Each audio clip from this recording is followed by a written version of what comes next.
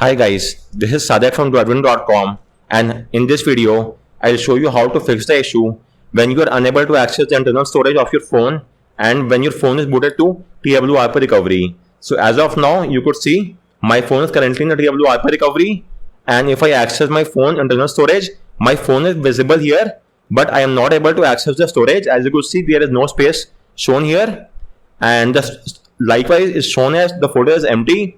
If you try to copy paste any file, let me show you, it might get stuck at the copying dialog box and the file will never get pasted.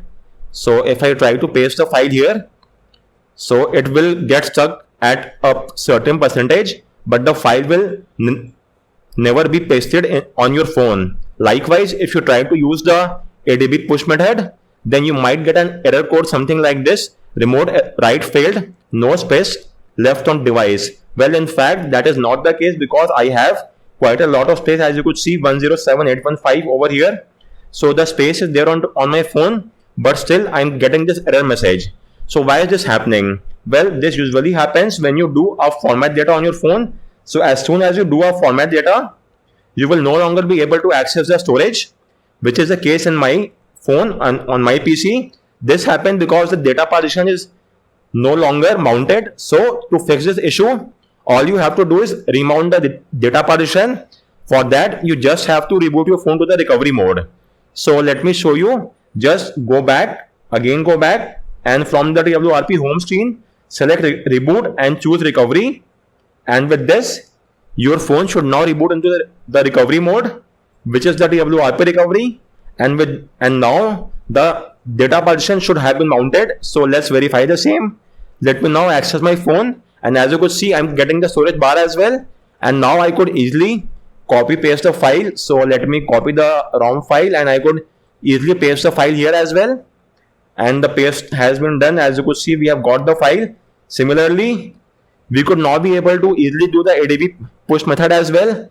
So if I now try to do the ADB push method, so let's see. So as you could see, the file has again been pushed, and we should have got the file. Since the file naming is the same, you might not see over here. Let me show you by changing the name of the file. So let's try it by giving the name rom1.zip, and let's try again, and I'll show you that the ADB push method is also working now.